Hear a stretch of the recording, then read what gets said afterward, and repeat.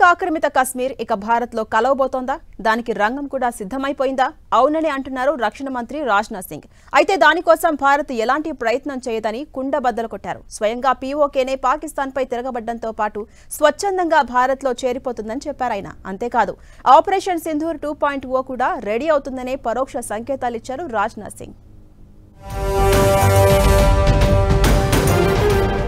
मैं भी भारत हूं, నేను భారత్లో భాగమే.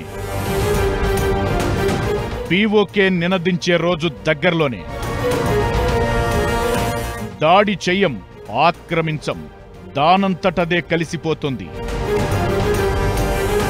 Next operation Sindoor 2.0 తోడవుతుందా?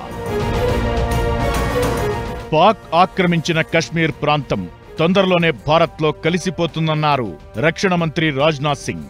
దానికోసం భారత్ ఏ ప్రయత్నం చెయ్యదని, పీఓకే దానంతట అదే భారత్లో భాగంగా మారిపోతుందని చెప్పారాయన. మొరాకో పర్యటనలో ఈ సంచలన వ్యాఖ్యలు చేశారు. భారత సంతతి బృందంతో రాజ్నాథ్ భేటీ సందర్భంగా ఇలా చెప్పారాయన.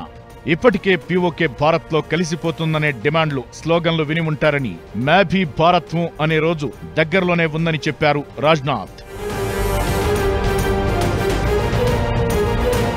గతంలోనూ రక్షణ మంత్రి రాజ్నాథ్ ఇలానే చెప్పారు. అయితే ఆపరేషన్ సింధూర్ తరువాత భారత సైన్యం పీఓకేపై ఫోకస్ పెడుతుందనే వార్తలు వినిపించాయి. వాటికి భిన్నంగా రాజ్నాథ్ స్పందన ఉందిప్పుడు.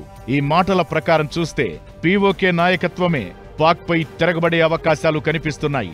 ఇప్పటికే సొంత దేశంలోనే జెట్ ఫైటర్ల నుంచి తమ పౌరులపైనే దాడులు చేస్తున్న పాక్ కి వ్యతిరేకంగా అలజడి ప్రారంభమైంది.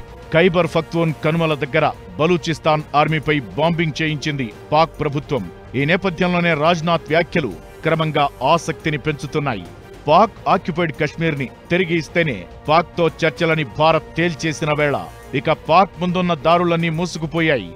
ఎప్పటికప్పుడు కశ్మీర్పై విషం కక్కడం తప్ప పాకిస్తాన్ ప్రభుత్వాధినేతలు చేస్తున్నదేమీ లేదు. తాజాగా కూడా కశ్మీర్ ప్రజల రక్తం వృధా కాకూడదంటూ ప్రేలాపించిన పాక్ ప్రధాని షహబాజ్ షరీఫ్ భారత్తో సంబంధాలు మెరుగుపరుచుకునేందుకు నానా తంటాలు పడుతున్నారు. అయితే షహబాజ్ షరీఫ్ మాటలను భారత్ అస్సలు పట్టించుకోవడం లేదు.